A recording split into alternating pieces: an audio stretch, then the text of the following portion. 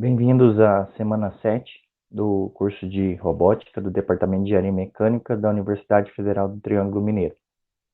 Nesta semana 7, a gente vai resolver um exercício da análise cinemática de robôs manipuladores. Nesse exemplo, a gente vai considerar um mecanismo com duas juntas rotativas e uma junta prismática, conforme a gente vê aqui nessa imagem do modelo no Adams. Então, temos aqui uma junta rotativa em torno da direção Z, outra também em torno da direção Z, e essa aqui prismática na direção Y aqui do sistema de coordenadas inercial, certo? De acordo com o referencial inercial aqui da base. O nosso objetivo aqui é obter a resposta das velocidades linear e angular, tanto do elemento terminal, aqui na extremidade desse braço robótico, quanto também do centro de massa dessa barra verde aqui, ó, que é a barra 2, né, da segunda barra. Então, essa aqui seria o primeiro corpo, a primeira barra, o segundo corpo e o terceiro corpo. Então, eu quero a velocidade linear e angular também desse centro de massa aqui, onde está esse referencial aqui que vocês veem na imagem. Ó. Então, aqui é o centro de massa.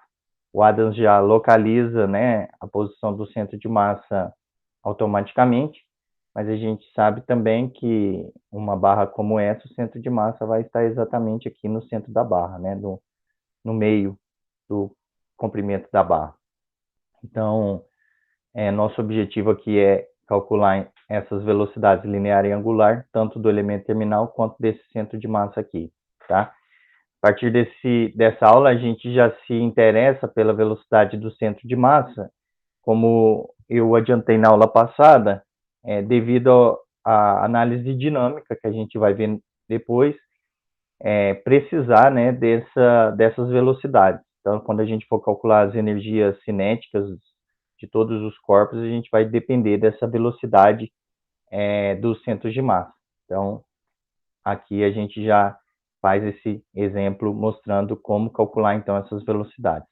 Então, aqui, seguindo a ideia, a metodologia, né, a teoria que a gente viu na semana anterior, para calcular a velocidade linear, né, que a gente chama aqui de V, de um mecanismo como esse, uma estrutura robótica como esse, a gente pode escrever como sendo o jacobiano de velocidade linear, né, o JV, da articulação 1, vezes Q1 ponto, né? Então, dessa articulação aqui, Q1, então, o jacobiano de velocidade linear vezes Q1 ponto vai me dar o quê?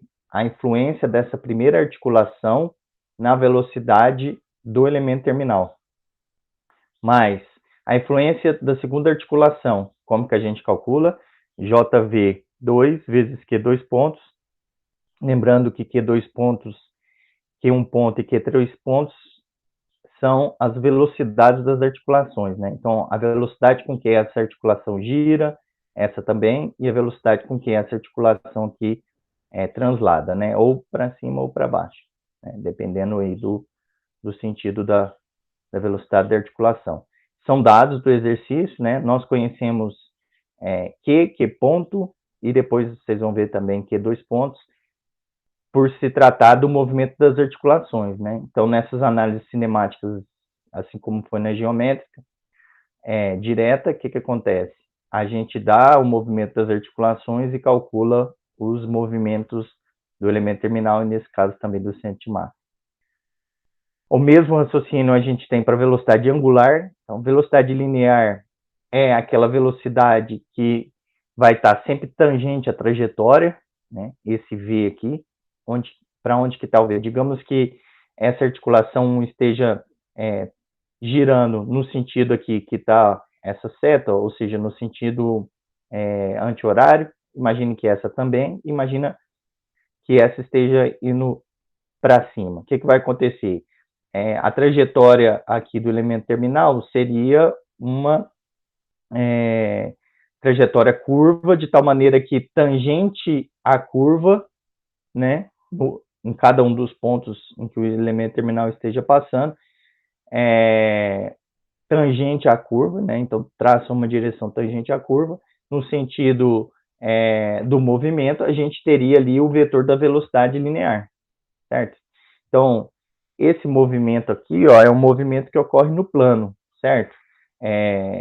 O elemento terminal não vai sair desse plano XY aqui, porque não tem nenhuma articulação que provoque o giro do mecanismo para fora do plano aqui da imagem. Portanto, esse vetor velocidade, ele vai ter uma componente em X e vai ter uma componente em Y, né? Então, esse V aqui, ele vai ter uma componente em X e Y, e a componente em Z vai ser nula. Por quê? Porque o meu mecanismo não está nem entrando nem saindo do plano da imagem. Portanto, a velocidade na direção Z vai ser sempre zero, dependente do movimento que as articulações realizem aí. Já a velocidade angular, eu quero saber quantos graus por segundo, quantos radianos por segundo que esse elemento terminal, que é essa barra, né, portanto, está girando, certo?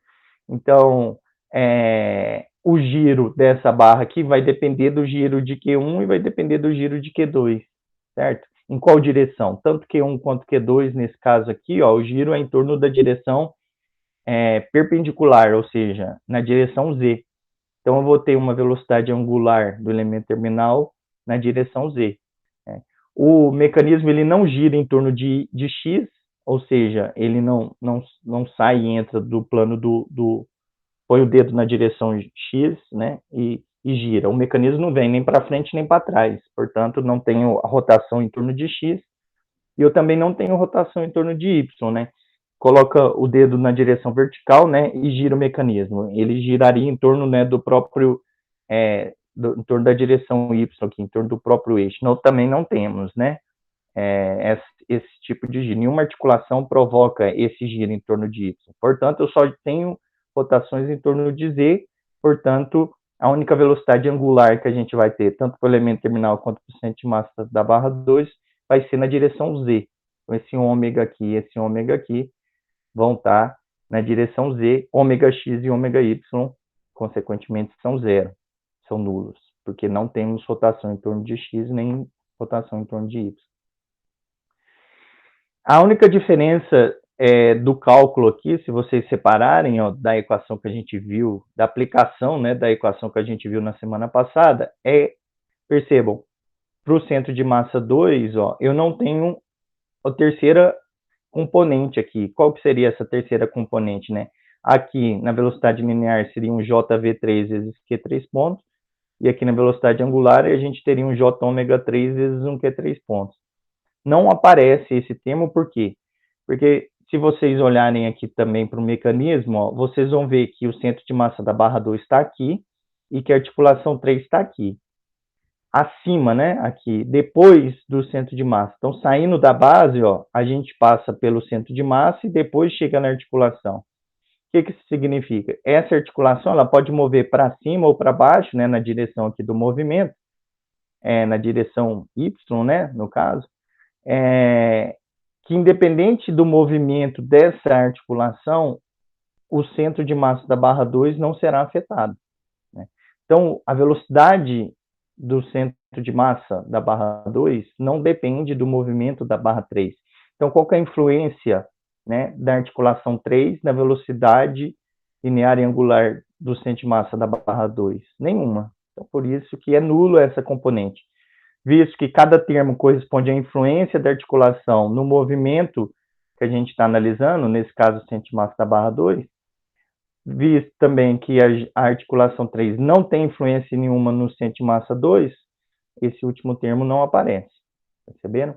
Então, em mecanismos seriais, né, em manipuladores robóticos como a gente tem estudado, as articulações anteriores ao ponto de interesse é que vão aparecer na equação. Tudo que tiver depois, né, partindo da base e seguindo, né, caminhando aqui pelo manipulador, tudo que tiver depois não aparece nas equações cinemáticas, certo? Então, essas são as equações, tá? Como eu disse, Q1 ponto, Q2 pontos e Q3 pontos são conhecidos, são dados do exercício. E o nosso objetivo, então, para calcular as velocidades é determinar esses jacobianos aqui, esses JV e J ômega, certo? Como a gente viu também na semana passada, o JV e o J ômega, eles são calculados dependendo se a junta for rotativa ou se ela for prismática, né? O que a gente viu é que se a junta for prismática, o J ômega é zero e o JV é o próprio vetor unitário que dá a direção da junta, certo? E se a junta for rotativa, o JV vai ser Z vetorial R, né, que Z sendo a direção da junta, e o J ômega sendo o próprio vetor aí que dá a direção da junta, o Z, né? Então, essa é a teoria e vamos aplicar então nesse exercício aqui, tá? Então, para o cálculo das velocidades linear e angular do elemento terminal, como eu acabei de falar, sendo a articulação rotativa, né, o JV vai ser Z1, porque Z1, qual que é a direção do movimento da junta 1? Ela gira em torno de Z, certo? De Z1. Z1 porque é o Z da junta 1. Então, a direção Z da junta 1, vetorial quem? Eu estou analisando aqui a velocidade do elemento terminal. Então, eu tenho o vetor R que parte da junta 1 até o elemento terminal. Então, eu estou vendo a influência da junta 1 na velocidade do elemento terminal. Então, R1 elemento terminal, certo? Isso pelo fato da junta 1 ser rotativa. O JV vai ser Z vetorial R. Sendo ainda a junta 1 rotativa, o J ômega é quem? É o próprio Z1. Tá? Para a junta 2, a mesma coisa. JV vai ser o Z2, por quê? Porque a junta 2 ela rotaciona em torno da direção Z, né? Se eu estiver usando aqui tanto o sistema de coordenadas equipolentes quanto o Navier-Rattenberg, nesse caso não vai fazer diferença, né? O referencial, o eixo Z é o eixo perpendicular ao plano da imagem e também o eixo Z é sempre o eixo da junta no caso do Navier-Rattenberg, né? Então, nesse caso, obrigatoriamente, independente do método, é Z1 para a junta 1 e Z2 para a junta 2. Né? Então, Z2 vetorial quem? Eu quero saber a influência da junta 2 na velocidade do elemento terminal. Estou calculando a velocidade do elemento terminal. Então, Z2 vetorial R2 elemento terminal. Certo? Já o jacobiano da velocidade angular, pelo fato dessa junta ser rotativa, é o próprio Z2. Seguindo, para o elemento terminal, a junta 3 influencia no movimento do elemento terminal. Então, eu tenho que analisar ela. Sendo ela prismática, o jacobiano de velocidade linear é o próprio eixo da junta. Aqui, perceba, não vai ser Z. Por quê? Porque essa junta, qual que é o eixo dela? É o eixo Y. Né? Então, Y3, o Y da junta 3. Tá? Se eu estiver usando sistema de coordenadas equipolentes. Caso vocês estejam usando de Navier-Rattenberg, obrigatoriamente o eixo Z3 vai ser o eixo da junta. Então, aqui vai aparecer Z3. Tá? Então, é aí que vai aparecer a diferença se você estiver usando de Navier-Rattenberg ou equipolente. Tá? No caso aqui, eu estou usando equipolente, portanto, o eixo da junta, né? Todos os eixos aqui vão estar paralelos ao da base, então o eixo da junta aqui vai ser o Y3. Portanto, o jacobiano de velocidade linear, no caso de junta prismática, é o próprio eixo. Então, Y3. E o jacobiano de velocidade angular, devido à junta ser prismática, é nulo. Por quê? Porque junta prismática não provoca rotação no elemento terminal, apenas translação. Portanto, a influência da junta 3 no elemento terminal, no que se diz respeito a giro, a velocidade angular, é nulo. Por isso que o jacobiano aqui é zero. Ok? Para o centro de massa da barra 2. Então, se eu quero calcular a velocidade do centro de massa da barra 2, quem que vai aparecer? A influência da articulação 1 e da articulação 2. A articulação 1 ela é rotativa, então o jacobiano de velocidade linear é Z1, vetorial, aqui muda, ó. Aqui vai ser velocidade no centro de massa da barra 2, devido à articulação 1, então R1 CM2, certo?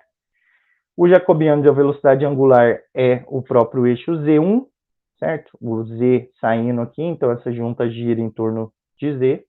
E para a junta 2, a mesma coisa, ó. A influência da articulação 2 no centro de massa da barra 2, pelo fato dessa junta ser rotativa, é Z vetorial R, na velocidade linear.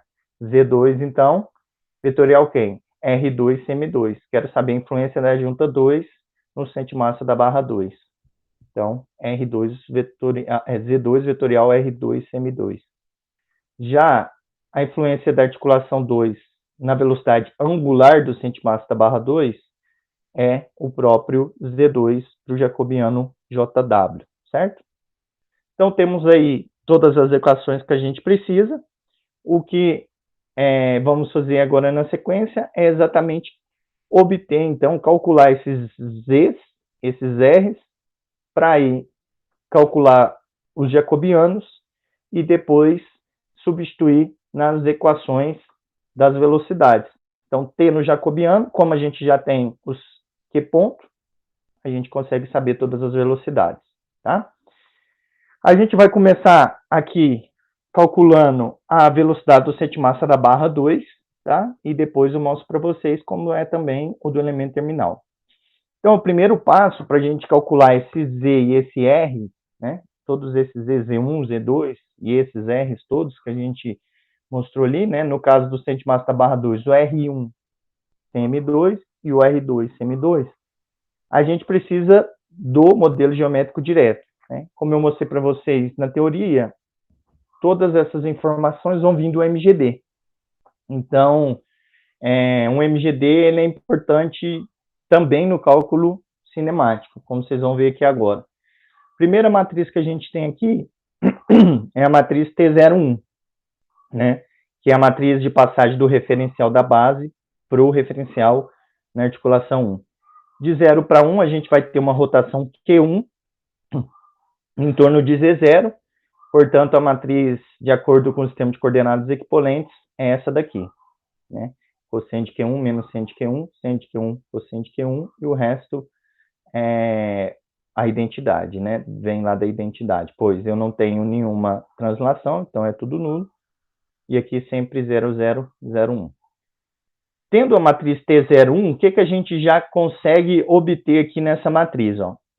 0, 0, 1, ó, esses três elementos aqui, a terceira coluna aqui, ó, primeira, segunda e terceira linha da terceira coluna, esses três elementos, me dão quem? Me dão o vetor Z1, né?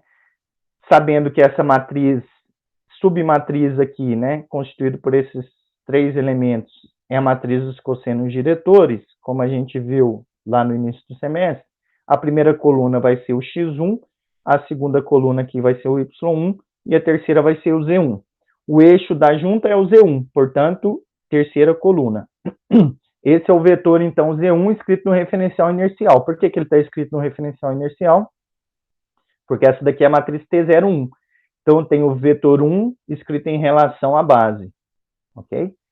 Da mesma forma, aqui, ó, a gente vai ter quem? O vetor R01. Por que R01? O que é R01?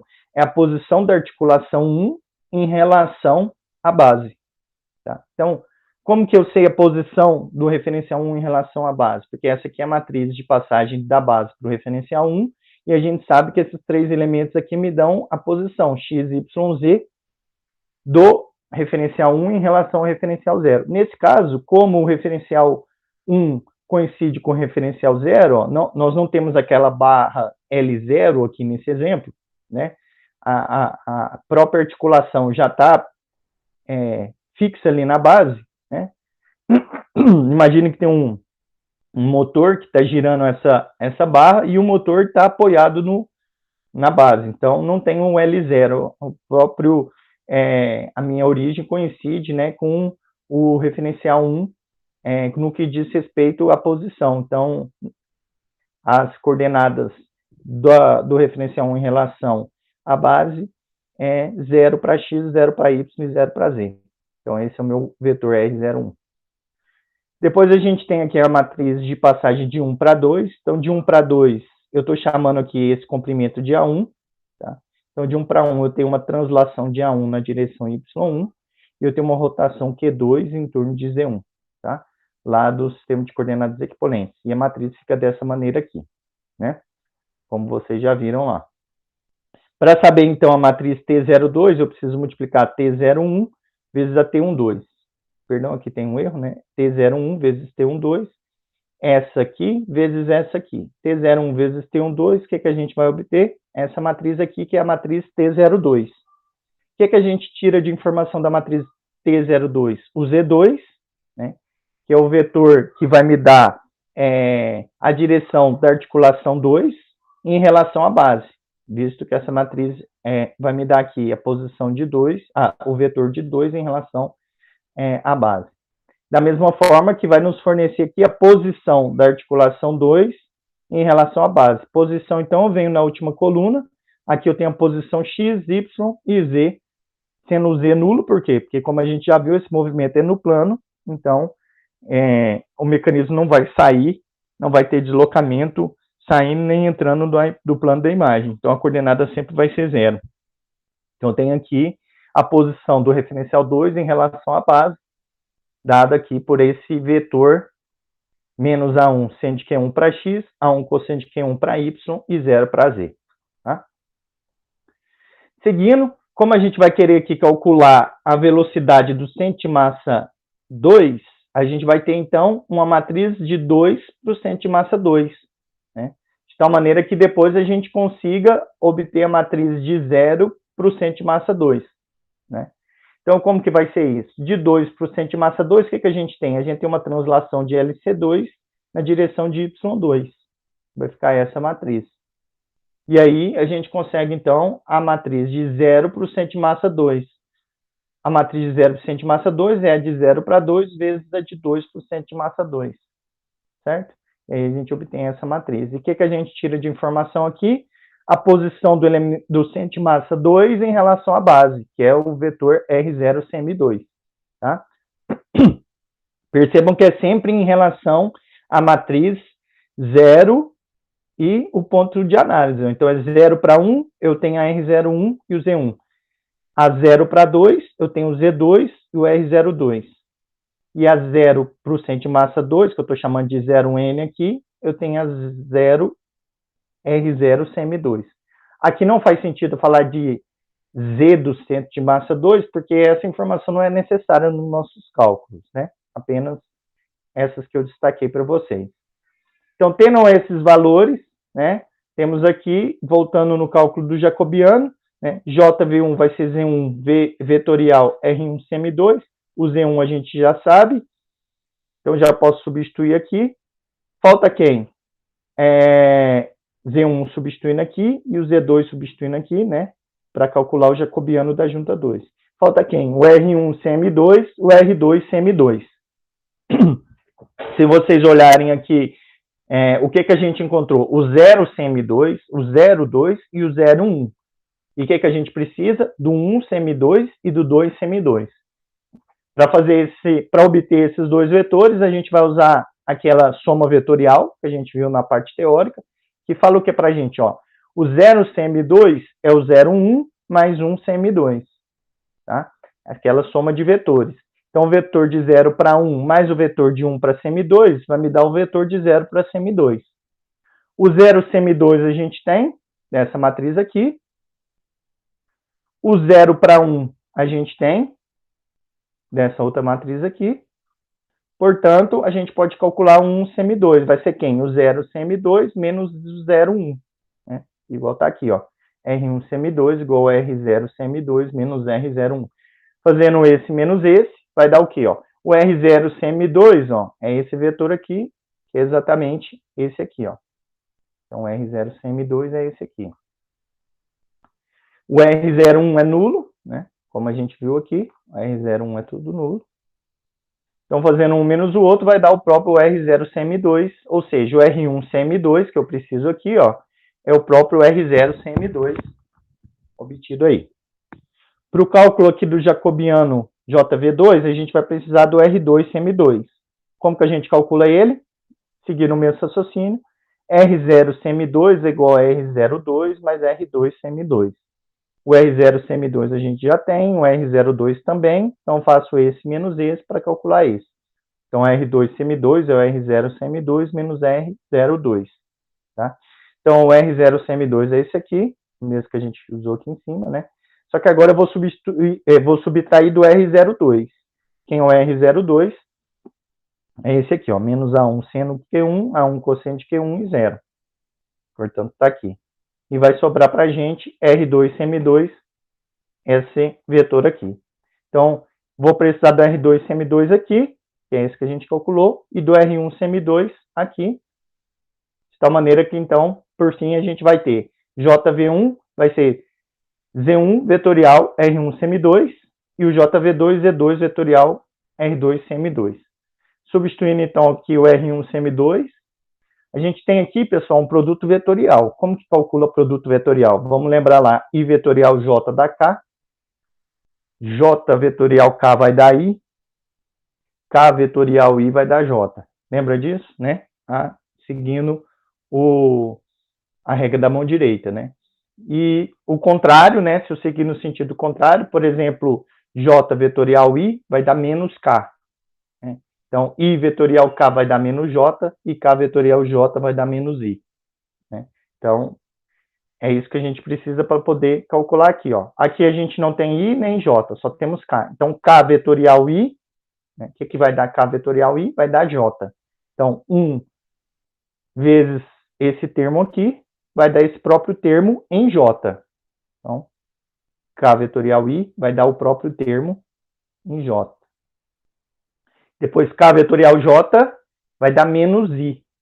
Né? Então, menos um componente em I. Que componente que é esse? 1 vezes isso aqui é o próprio termo, porém negativo, porque é K vetorial J, dando menos I. Então, K vetorial J vai dar menos I. Então, é esse termo aqui negativo. Ok? Visto que eu estou multiplicando por 1. Lá de produto vetorial, vale a pena vocês recordarem como faz um produto vetorial.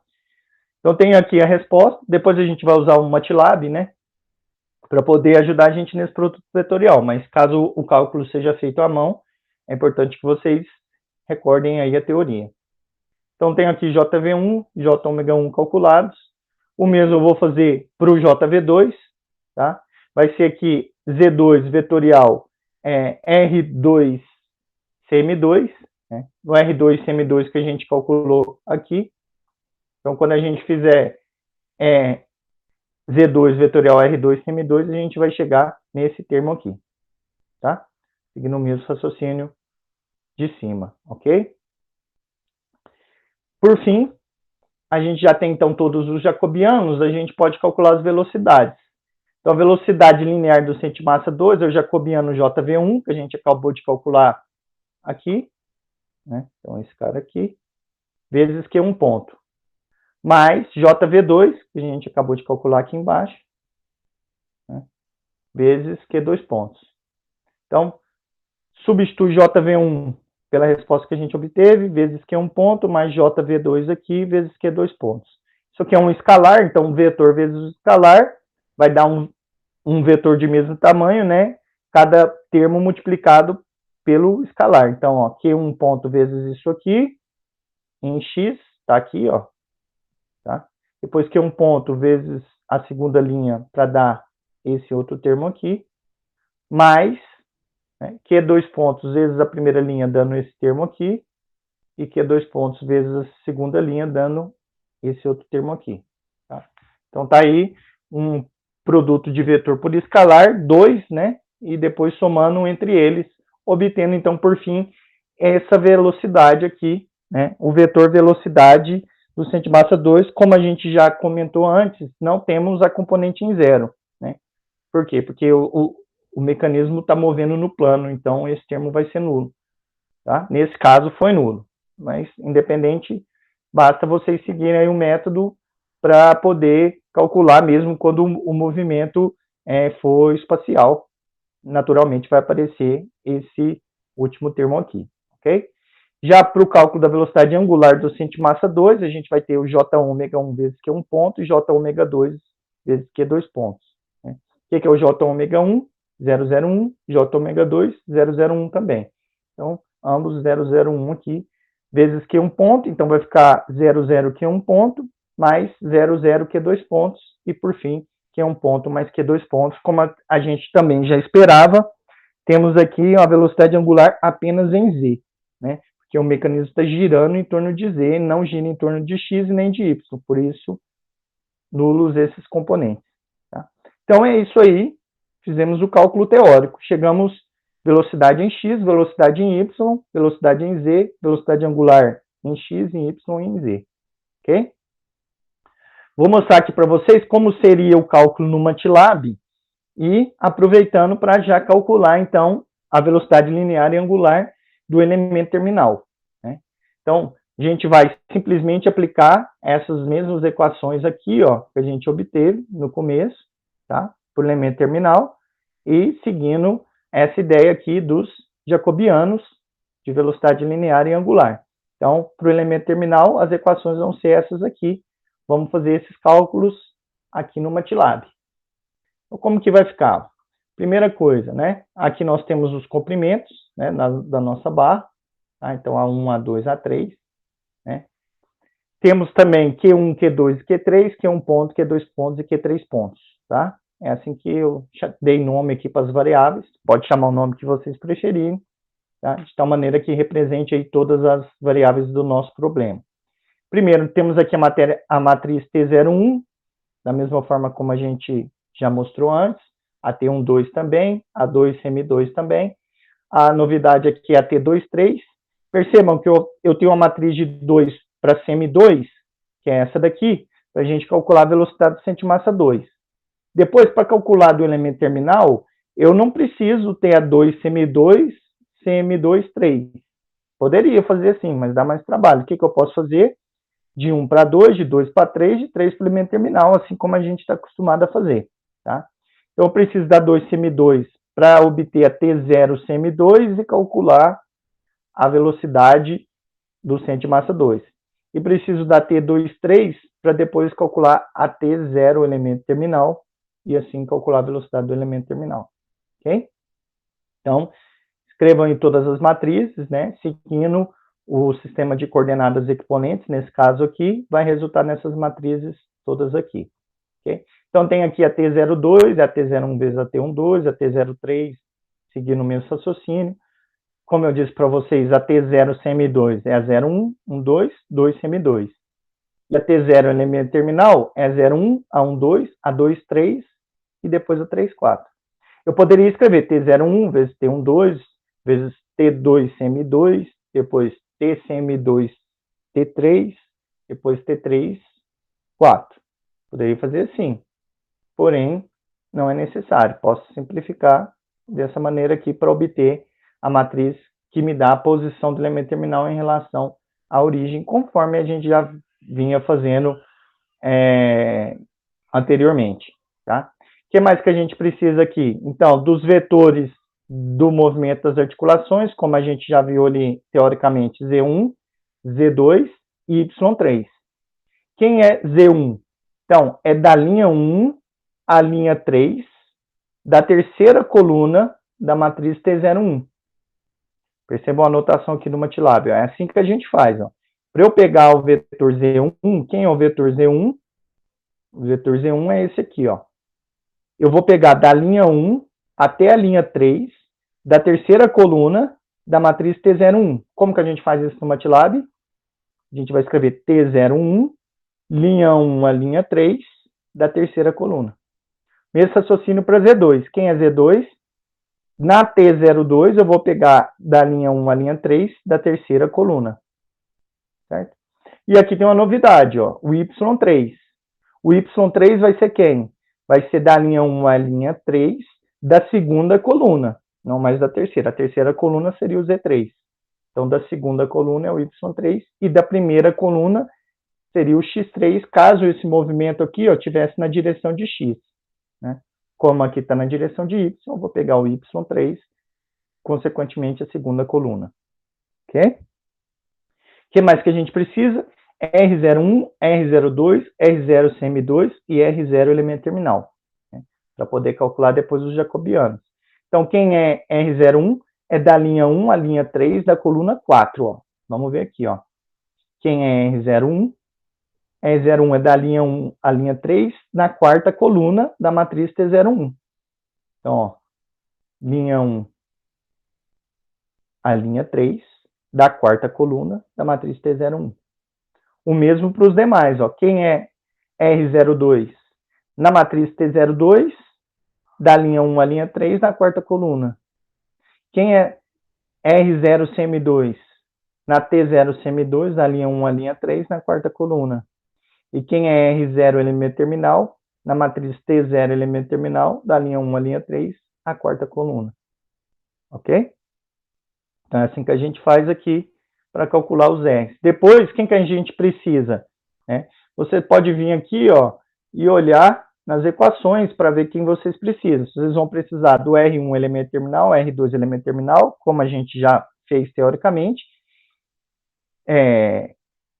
Perdão, a gente fez anteriormente para o centro de massa, então R1 CM2, R2 CM2, como a gente já fez.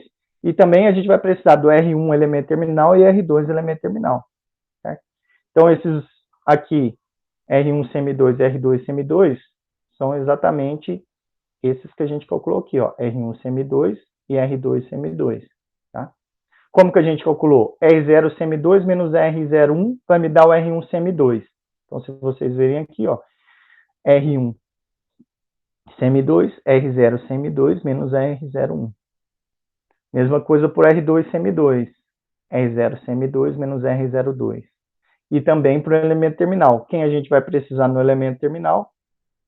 Voltando aqui, a gente vai precisar do R1 elemento terminal e R2 elemento terminal. Então, R1 elemento terminal e R2 elemento terminal. Percebam que sempre, para calcular esses vetores, a gente usa os vetores R0 até o ponto de interesse. Repito isso, pois é fundamental. Caso não seja feito assim, vocês vão encontrar um vetor não escrito em relação à base. Né? Foi aquilo que a gente comentou lá na teoria. A gente faz assim porque, dessa maneira, a gente tem o vetor R2, CM2 escrito em relação à base, pois o R0, CM2 e o R02 estão em relação à base, e assim por diante. Tá? Importantíssimo seguir esse raciocínio. Calculou todos os R's, próxima etapa, então, é calcular a velocidade. Ó, velocidade linear e angular do centro de massa 2, velocidade linear e angular do elemento terminal. Tá? Simplesmente aplicando as equações. No caso aqui, ó, o único destaque que eu dou para vocês é do produto cruzado, ó, do produto vetorial, perdão. Produto vetorial aqui no MATLAB é cross, comando cross. Então lá, Z1 vetorial R1 CM2, a gente escreve assim aqui no MATLAB, ó, cross Z1 R1 CM2. Então aqui eu tenho um jacobiano JV1 vezes Q1 ponto, JV2 vezes Q2 ponto. Quem é JV2? É Z2 vetorial R2 CM2, aqui no MATLAB cross. Tá? Depois a velocidade angular do centro de massa 2 é J ômega 1 Q1 ponto, mais J ômega 2 vezes Q2 pontos. Né? Z1 Q1 ponto, Z2 Q2 pontos. Da mesma forma como a gente fez aqui. Ok? Beleza? Exatamente esse cálculo aqui, sendo feito aqui no MATLAB, nessas duas linhas aqui. Para o elemento terminal, a mesma coisa. Né? Velocidade linear vai ser JV1 vezes Q1 ponto, mais o JV2 vezes Q2 pontos, mais o JV3 vezes Q3 pontos. Né?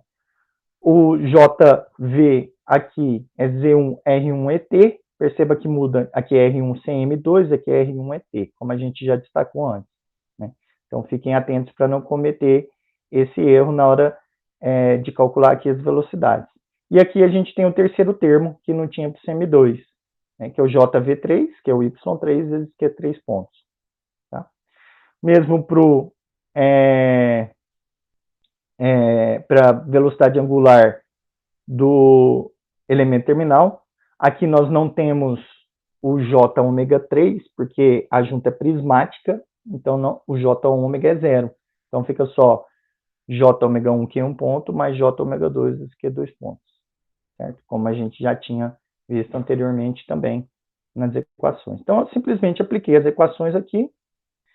E, por fim, que eu faço aqui, pessoal, no MATLAB? Eu coloco assim, ó, VCM2 é igual simplify VCM2. E não coloco o ponto e vírgula. Aqui eu estou fazendo duas coisas. Por não colocar o ponto e vírgula, eu estou querendo que o MATLAB imprima a resposta, né, escreva a resposta lá no Workspace, conforme a gente também já viu. Né? E a segunda coisa é o comando simplify. Por que eu falo VCM2 é o simplify de VCM2? Na verdade, eu estou pegando a resposta que eu encontrei aqui para o CM2, ó, e estou simplificando a resposta. Quando eu uso esse comando simplify, o MATLAB ele vai fazer aquelas simplificações. Por exemplo, seno A cosseno B cosseno A, ele vai simplificar para seno de A mais B, e assim por diante. Né? Todas essas simplificações de senos e cossenos, colocar em evidência, cortar os termos de numerador, denominador, tudo isso ele faz. Tá? E a resposta dessa simplificação eu coloco para VCM2. Poderia chamar de outra variável, caso eu quisesse, mas eu continuo chamando de VCM2. Tá? O mesmo para as demais velocidades. Quando a gente rodar esse código aqui no MATLAB, então a gente vai encontrar as seguintes respostas. Né? Vai aparecer lá no workspace do MATLAB. VCM2, então, vai aparecer essa resposta aqui, ó. Percebam, VX, VY, VZ, o VZ0, como a gente já esperava. Você comparar essa resposta aqui com a resposta teórica, né, que a gente obteve aqui, ó.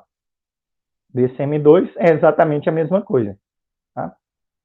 E também para o ômega CM2, 00, que é 1 ponto mais que 2 pontos.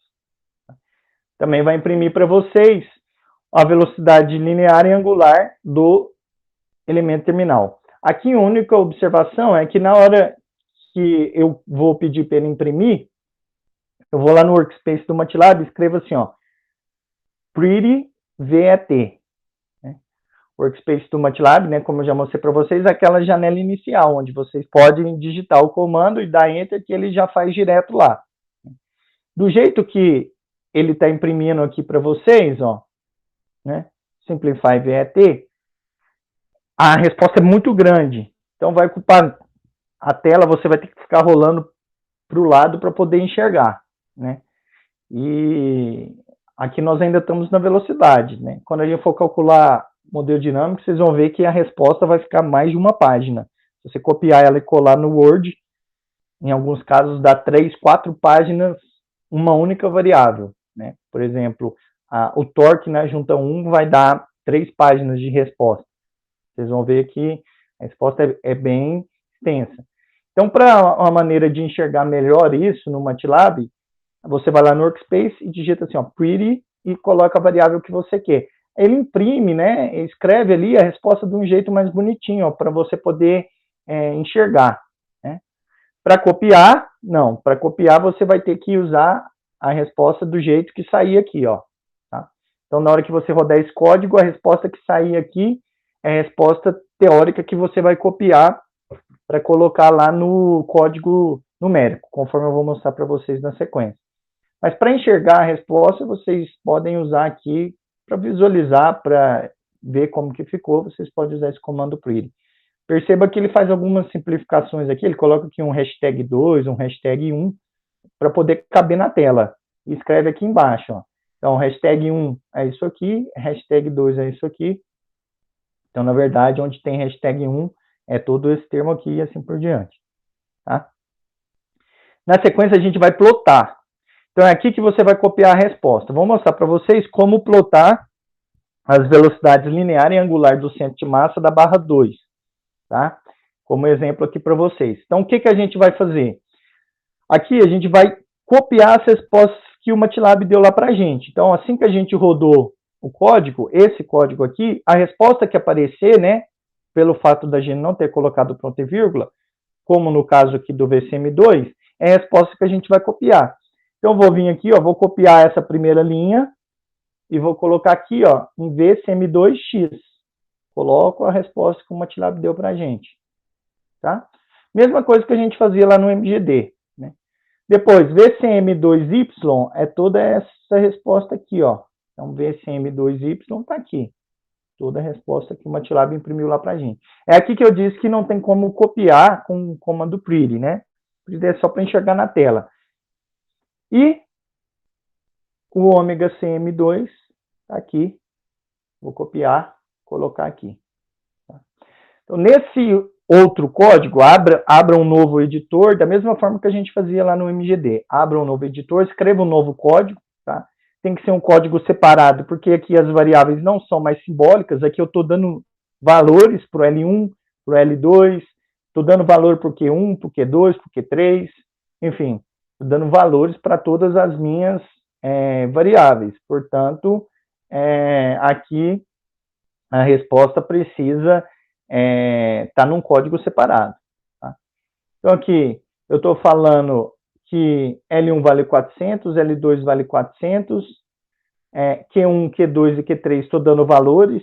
Tá? Aqui só uma observação, eu chamei aqui de A1 e lá no meu código tá L1. Tá? Não tem problema, só na hora que eu rodei o código do MATLAB, eu dei um nome diferente para a variável aqui. Onde está A1 vai aparecer L1, na verdade, que é aqui. Ok? Só o nome da variável que muda, tá? Se você copiar exatamente do jeito que sair, né? Tá aparecendo A1, né? Lá para facilitar aqui o entendimento, eu substituí por L1. Só o nome da variável que muda, tá? Não altera nada. E aqui onde estava a resposta LC2, que na verdade LC2 era esse comprimento aqui, metade da barra, né? Lá no meu código, eu dei o tamanho da barra inteiro, que é L2, e aqui onde estava LC2, eu coloquei L2 dividido por 2, ó. Tá vendo? Só para entrar aqui com o comprimento total da barra e não a metade do comprimento da barra, mas não faz diferença, ok? É a mesma resposta. O valor que você colocar aqui é o valor que vai estar no ADAS, isso que é o mais importante. Repito, não faz diferença você mudar o nome da variável, apenas considerar aqui a dimensão igual à dimensão que você coloca no ADAS. Tá? Então, coloquei aqui o vetor dos tempos, eu estou simulando de 0 a 5 segundos, 500 pontos, é o mesmo que a gente vai colocar no ADAS. Tamanho das barras, L1 e L2. Aqui não aparece L3, porque eu estou mostrando para vocês a velocidade do centro de massa 2. Portanto, o tamanho da barra 3 não aparece nas equações. Não precisa de eu digitar L3 aqui. Certo? Q3 também não vai aparecer, mas acabou que eu digitei ele aqui só para deixar tudo claro, caso a gente queira plotar também do elemento terminal. Tá? Então, Q1 é uma junta rotativa. Então, a minha amplitude aqui é π sobre 2, ou seja, eu estou entrando com amplitude em radianos, consequentemente eu posso usar comando cos de Q1, por exemplo. Se aqui fosse 90, seria uma amplitude de 90 graus, seria a mesma coisa, né, que π sobre 2, porém a amplitude aqui estando em graus, aqui eu teria que usar o comando sin d e cos d, para fazer sin d e cos d de Q1. A gente já falou sobre isso também, apenas recordando. Tá?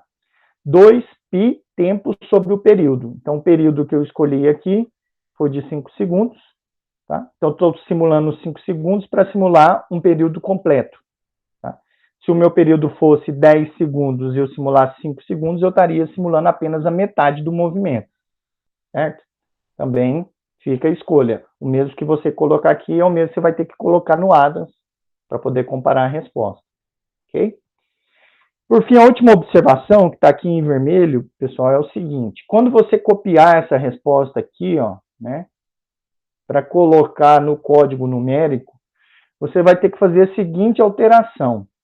Todo lugar que tem o asterisco, tá, você vai colocar ponto asterisco. Antes, o asterisco, né, de vezes, né, aparecia aqui, ó, vezes aqui, vezes aqui, vezes aqui, vezes, e dividido, nem aparecia aqui, só aparece lá porque eu fiz o L2 dividido por 2, tá? Repito, a escolha que eu fiz no código. Mas toda vez que aparecer vezes, vai se tornar aqui nesse código numérico ponto vezes. E toda vez que aparecer dividido, ponto dividido. E se aparecer exponencial, né, por exemplo, um termo ao quadrado, ao cubo, enfim, você vai colocar ponto e o símbolo aqui que a gente usa para de circunflexo aqui para indicar elevado aqui no MATLAB, né? O expoente aqui no MATLAB. Por que a gente precisa fazer essa substituição, né? De asterisco por ponto asterisco, de barra por ponto barra e também de circunflexo para ponto circunflexo? Porque quando a gente põe o ponto, a gente indica para o MATLAB que a multiplicação dos vetores ela é feita ponto a ponto do vetor. O que significa isso? Imagina que eu tenho um vetor, eu esteja multiplicando um vetor Q1 ponto por um vetor Q2 pontos, por exemplo, e ambos sejam N por 1 e o outro 1 por N, por exemplo. Se eu não colocar o ponto, o MATLAB entende como um produto de matrizes. Então, se eu estou multiplicando, produto de vetores nesse caso, se eu estou multiplicando um vetor N por um vetor 1 por N, e não coloco o ponto, o que vai ser a resposta dessa operação de multiplicação? O MATLAB vai considerar isso como um vetor N por 1 multiplicado por um vetor 1 por N. O que vai acontecer? Vai dar uma resposta, uma matriz N por N. Da mesma forma, se for 1 por N por N por 1, e eu não colocar o ponto, o que vai dar? Vai dar 1 por 1, certo? Percebam que ele respeita a regra de produtos de matrizes, de vetores. Quando eu coloco o ponto, como que o MATLAB faz a conta? Quando eu coloco o ponto, percebam, os dois vetores têm que estar com a mesma dimensão. Ó. 1 por N, o outro também tem que estar 1 por N. Tá? Então, se esse aqui fosse N por 1, por exemplo, eu teria que fazer o transposto primeiro para ficar 1 por N. Se eu não colocar o ponto, não existe esse produto de 1 por N por 1 por N. Né? Seguindo a regra de produtos de matrizes, eu tenho que ter, né, essa dimensão igual a essa dimensão, conforme foi aqui anteriormente. Então, se eu não coloco o ponto, ele não faz. Quando eu coloco o ponto, o que eu indico para o MATLAB? Olha, MATLAB, os dois vetores eles têm o mesmo tamanho. A resposta eu quero que fique desse mesmo tamanho.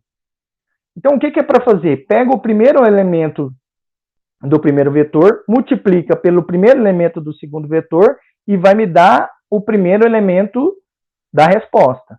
Então, por exemplo, se o primeiro elemento aqui for 2 e aqui o primeiro elemento for 3, o primeiro elemento aqui vai ser 6. E assim por diante. Então, ele vai multiplicar elemento por elemento, de tal forma que ambos têm que ter a mesma quantidade de elementos e, consequentemente, a resposta vai ter a mesma quantidade de elementos. Certo? Eu posso fazer isso caso seja 1 por N ou ambos sejam 1 por N, resultando em uma resposta 1 por N, ou também, caso o vetor, ao invés de ser uma linha e N colunas, né, seja N linhas uma coluna, imagina que ele seja um vetor coluna, ambos com mesma dimensão, se eu colocar o ponto, ele vai fazer produto 1 por 1 e vai me dar uma resposta do mesmo tamanho. Que é o que a gente quer que faça aqui. Né? Na prática, na nossa simulação, eu quero que repita esses produtos e essas divisões para cada um dos valores ao longo do tempo. Então, eu vou estar plotando esse vetor ao longo do tempo. Então, o que é o primeiro valor do VSM2x?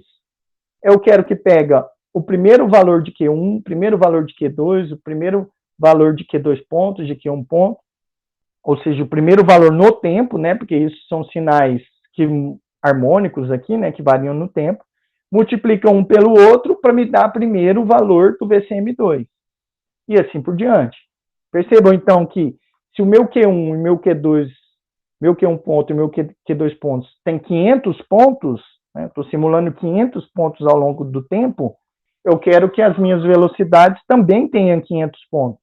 Né? Então, para cada instante de tempo, para cada um dos pontos, eu vou fazer essa multiplicação, ponto a ponto. Por isso que a gente vai colocar ponto vezes ponto dividido e ponto elevado aqui no MATLAB. Entendeu? Fiquem atentos nisso, tá? Depois, aqui as respostas são curtas, então quando você copiar a resposta do MATLAB, você pode fazer essa substituição na mão. Vai olhando a equação e vendo aonde que precisa colocar o ponto, tá? Mas depois eu vou mostrar para vocês uma dica, né? Que é copiar isso aqui, já adiantando, né? Depois eu mostro para vocês quando a gente tiver uma resposta maior, mas já adiantando, você pode copiar essa resposta aqui, colar num bloco de notas, por exemplo, um documento do Word, e substituir. Então, manda o bloco de notas localizar onde tem o vezes, coloca ponto vezes, e assim por diante. Certo? E aí você vai copiar essa resposta, né, já com as alterações necessárias e colar aqui nesse código de análise dos gráficos. Tá entendido? Então, revejam esse vídeo, essa minha explicação, caso tenha ficado alguma dúvida, pois isso é muito importante. Feito isso, feito esses cálculos aqui, daqui para baixo é simplesmente plotar da maneira como a gente já tinha visto, né? Subplot 1, 3, 1, porque eu vou ter 3 gráficos em uma mesma coluna, né? Então você uma linha e 3 colunas de gráfico, na verdade, né? Para plotar 3 gráficos numa mesma janela. Aqui eu ploto o primeiro, depois eu ploto o segundo, depois eu ploto o terceiro. Tá? Então, uma linha, 3 colunas de gráfico, todos na mesma linha, né? Uma linha, 3 colunas. Então, vai estar tudo na mesma linha. Primeiro gráfico vai ser esse, segundo gráfico vai ser esse aqui, o terceiro gráfico vai ser esse aqui. Simplesmente plot tempo, VCM2x, depois plot tempo, VCM2y, depois plot tempo, aqui, ômega CM2Z. Só uma observação, aqui as amplitudes estavam em radianos, então todo o meu cálculo foi feito em radiano. Para que a unidade do meu gráfico saia, se aqui é velocidade, né, eu vou sair em graus por segundo, para passar de radiano por segundo para graus por segundo, basta multiplicar por 180 e dividir por π. Tá? Lembrando que aqui está em milímetro, então minha resposta vai sair em milímetro por segundo. Né? Então, é importante saber a unidade para na hora que for comparar com ADAS, se tem a mesma unidade, certo? Conforme a gente também já discutiu aqui. Então, aqui a resposta, tá? Na simulação do ADAS não muda nada, basta vocês construir um mecanismo da maneira como a gente já aprendeu, rodar a simulação da maneira como a gente já aprendeu e abrir essa janela dos gráficos. Tá? Aqui que vai ter uma novidade. Né? Se eu quero plotar a velocidade do centro de massa da barra 2, a barra 2 no ADAS chama parte 3. Tá? Parte 2 vai ser aquela primeira barra, parte 3 vai ser a segunda barra e a parte 4 vai ser a última barra do elemento terminal. Então, vou clicar aqui, ó, nesse símbolo aqui, né, de mais, vai expandir aqui, e aí vai virar esse símbolo de menos, e aqui vai ter o CM. Então, ó, percebam, aqui eu vou deixar objetos, vou deixar esse asterisco para aparecer todos. Aqui em objeto eu vou selecionar, então, para expandir aqui, vou selecionar centro de massa, depois eu quero plotar velocidade, linear e angular. A linear vai ser translational velocity e a angular vai ser angular velocity, certo? Então, primeiro a velocidade linear, translational velocity, a componente x, marco aqui o surf, para ele ir sempre atualizando o gráfico à medida que eu for clicando, e aí, então, ele tem a velocidade linear na componente x do centro de massa da barra 2, plotado aqui. Entenderam? Ok? Comparando, então, com a nossa resposta, percebam que é exatamente igual. A gente clica aqui, né, como eu já mostrei para vocês, para ele poder aparecer esses valores aqui, ó. E aí eu venho com o mouse aqui, ó, nesse ponto, por exemplo, que eu estou selecionando, é o que, ó? 0,98 segundos, eu tenho amplitude de 95,94. Exatamente o que tem aqui no MATLAB. 0,9719, ou seja, 0,98 segundos, x é segundos e y é amplitude, ou seja, a amplitude aqui é 95,94, exatamente a mesma aqui do ADAS. O máximo aqui aparece aqui, ó, 1381,74, que o MATLAB arredondou, 1382, e o mínimo, menos 1381,74, menos 1382, certo? Então, é exatamente a mesma resposta. O comportamento da curva, ó, exatamente o mesmo. Para a velocidade em y, só muda aqui, ó, vocês vão clicar aqui em y, tá? Antes estava x, agora é y. Velocidade, então o que eu estou plotando? A velocidade linear em y do centro de massa do corpo, da parte 3, que é o nosso corpo 2. Aqui a gente pode ver, ó, máximo 980,59. E aqui o nosso 980,5. E o mínimo menos 980,5. igualzinho aqui também, ó. Ok? A velocidade linear em Z é nula, então não precisa plotar. Ômega X e ômega Y também é nulo, não precisa plotar. Você pode clicar só para conferir, né, se de fato deu zero. E o ômega Z bate com o nosso também exatamente, ó. Máximo valor aqui, ó, 169,6, exatamente igual ao nosso, e menos 169,6. Ok? Para o elemento terminal, o que, que vai mudar? Ao invés de clicar em parte 2, né? Ao invés de clicar em parte 2, parte 3, perdão, CM, vocês vão clicar em parte 4 e vão selecionar o marker do elemento terminal.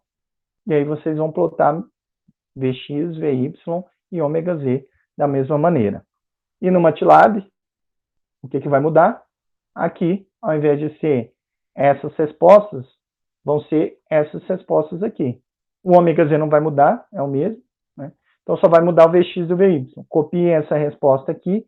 Repito, sem o comando pretty, né? É a própria resposta que o código vai dar para vocês, né? Quando vocês der play, a própria resposta, vocês já podem copiar, substituir, conforme eu falei, o vezes, o dividido e o expoente nas equações e mandar rodar. Só isso, só muda isso. Tá? Fica como tarefa aí para vocês plotarem. Tá? Não muda L1, não muda L2, só precisa acrescentar L3 aqui, né? Q1, Q2, Q3, Q1 ponto, Q2 pontos, Q3 pontos já estão definidos, então não muda nada. Tá? Só muda então as equações aqui. E na hora que vocês plotarem, vocês podem comparar aqui com o Adams. Ok? Para a gente encerrar, uma observação. Né? Como obter um modelo cinemático quando o braço do robô está na direção contrária ao eixo? Tá? Nesse caso, o Y. Imagina que você tem aqui a base, né? E o eixo X0, Y0 e Z0 estão apontados de acordo com esse desenho aqui. Porém, o mecanismo esteja vindo para baixo, né? Então, imagina, o robô está apoiado sobre uma mesa e o braço está na direção abaixo de onde é a base do robô, tá? Ou, ao longo do mecanismo, de repente, você tem um braço do robô na direção contrária ao eixo, não só para a base, ao longo do mecanismo, isso vale para qualquer referencial que esteja apontado no sentido contrário do braço do robô. Como a gente faz o modelo, né? Para o modelo geométrico, a gente já tinha comentado como fazer isso. O primeiro exemplo que a gente fez acontecia exatamente isso aqui. Mas aqui, trazendo um destaque para a análise cinemática, né? Bem, para analisar a cinemática, a gente precisa do MGD, como a gente viu, né? Como que é o MGD nesse caso aqui, ó? A matriz de 0 para 1, né? Partindo de 0 para 1, você vai ter um deslocamento de L na direção de menos Y ou menos L, né? E depois você tem um movimento da junta, que eu estou chamando aqui de Q, que pode ser ou para cima ou para baixo. Essa articulação pode deslocar para cima ou para baixo. Como que a gente coloca no MGD? No MGD a gente sempre coloca positivo. Mesmo que a articulação esteja abaixo aqui da origem, né, no sentido contrário, a gente sempre vai colocar positivo. Por quê? Porque quando a gente for fazer análise cinemática, vocês vão ver que se estiver deslocando para cima ou para baixo, a resposta vai dar certo. Vamos ver isso? Então, de novo, ó, o L é negativo. Não tem como o L ser positivo, por quê? Porque o meu mecanismo está para baixo. Então, L é um comprimento, é um parâmetro geométrico, né? Então, L é sempre para baixo, então menos L. Já o Q, como a junta pode deslocar para cima ou para baixo, a gente vai deixar positivo. E vamos considerar, caso a junta esteja deslocando para cima é o mesmo sentido do eixo. Então, vai ficar um Q positivo. Por exemplo, digamos que o meu movimento da junta seja linear, né? Ao invés de ser um harmônico, seno, seja uma reta aqui, ó. 5 vezes T. Positivo, tá vendo? Caso, então, o movimento seja para cima, o meu Q vai ser um valor positivo. Caso minha articulação esteja transladando para baixo é no sentido contrário do eixo. Então, o movimento da junta, o deslocamento Q da junta, vai ser uma expressão com valor negativo. Perceberam? Então, o sinal vai aparecer na hora que você atribuir um movimento para a articulação. Se ela está deslocando para cima, Q positivo. Se ela está deslocando para baixo, Q negativo. Tá? Repito, aqui eu estou escolhendo um movimento linear para a junta, então, como se fosse um deslocamento ao longo do tempo, né? Sempre crescente, tá? Só para ilustrar aqui para vocês. Se for um seno, a amplitude vai ser positiva, mas para indicar que inicialmente ele está deslocando para cima e depois o seno vai ficar negativo para indicar que a junta está deslocando para baixo, certo? Então, o sinal do seno, né, a amplitude do seno, quando tiver acima o seno positivo, a parte de cima do seno, e vai indicar que ele está deslocando para lá. Então, percebam que o sinal, né, de que já vai indicar se o movimento é para cima ou para baixo, que vai coincidir com a direção do eixo, tá? E que ponto, né? Porque agora na análise cinemática a gente também precisa do que ponto. O que ponto é consequência. Se você tem o que 5 vezes t, o que vai ser o que ponto? É a derivada do que. Então, a derivada de 5t é 5. Derivada de menos 5t é menos 5. Assim como aqui, pessoal, observação importante, né? De onde vem o Q1 ponto, o Q2 pontos e o Q3 pontos, né? São consequência do Q1, do Q2 e do Q3. Então, eu não posso inventar um Q1, Q2, Q3 e depois outra coisa para o Q1 ponto, Q2 pontos, Q3 pontos. Q1 ponto é a velocidade da articulação, é a derivada da posição da articulação, né? Isso é o básico lá da cinemática. Então, se eu falei que o movimento da junta 1 é esse aqui, qual que é a velocidade da junta 1? A derivada disso aqui. Então, derivando π sobre 2 é seno de 2π tempo sobre 5, vai dar o quê? Derivada do seno, vai dar o cosseno. Derivada do argumento, vai dar 2π sobre 5. Então, 2π sobre 5 vai vir para cá, vezes π sobre 2, vezes cosseno de 2π tempo sobre 5. Né? Então, derivando em relação ao tempo. Como que deriva isso aqui em relação ao tempo? π sobre 2 vezes seno de 2π tempo sobre 5, vai ficar π sobre 2 vezes cosseno de 2π tempo sobre 5, vezes a derivada do argumento do seno em relação ao tempo. 2π tempo sobre 5, derivada disso vai dar 2π sobre 5. O mesmo para o Q2 e para o Q3. Então, a velocidade da junta, ela é consequência. Se aqui tiver positivo, aqui vai estar positivo. Se aqui tiver negativo, aqui vai estar negativo. Se aqui for um seno, aqui vai ser o cosseno.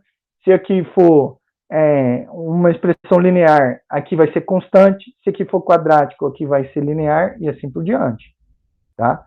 É a regra da derivada. Então, aqui também, mesmo raciocínio. Eu defini o meu Q positivo, ou seja, eu quero que a minha junta desloque para cima. Se é 5t, automaticamente a velocidade vai ser constante, igual a 5, também para cima. V positivo, porque vai estar deslocando para cima. Então, isso para articulação. Se for negativo, a mesma coisa. Ó. Se o movimento é para baixo, ela está deslocando para baixo, então menos 5t, porque é o sentido contrário do y. E a derivada, a velocidade da articulação também vai dar para baixo, como consequência da derivada do Q em relação ao tempo. Tá? E aí, como que vai ficar a velocidade do elemento terminal? Né? Mesma coisa, nesse caso aqui, a velocidade do elemento terminal depende de uma junta prismática, então não tem velocidade angular, só tem velocidade linear, né? E sendo junta prismática, vai ser JV vezes Q ponto. Então, JV, que nesse caso prismático é Z, né? Perdão, aqui é Y, tá? Corrijam, tá deslocando na direção de Y, então aqui ao invés de Z é Y. Portanto, 0, 1, 0, ó. 1 para indicar que é Y, tá?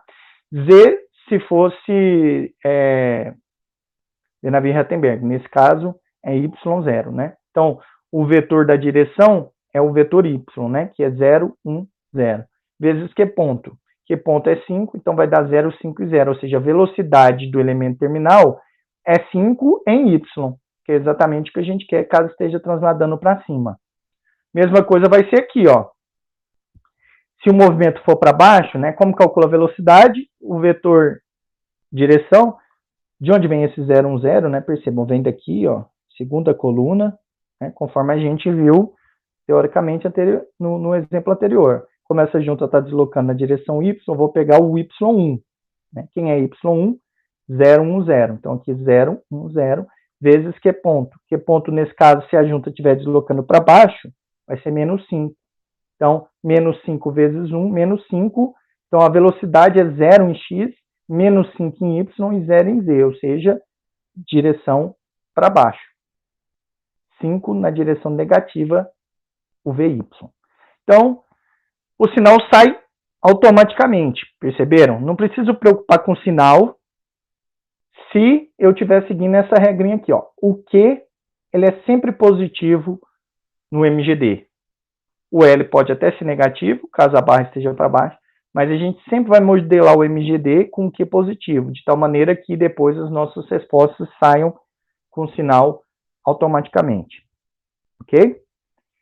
Com isso, então, a gente encerra esse vídeo dessa semana, tá? Na semana que vem, a gente inicia a parte da modelagem dinâmica, na semana 8. Tá certo? Então, até lá, obrigado.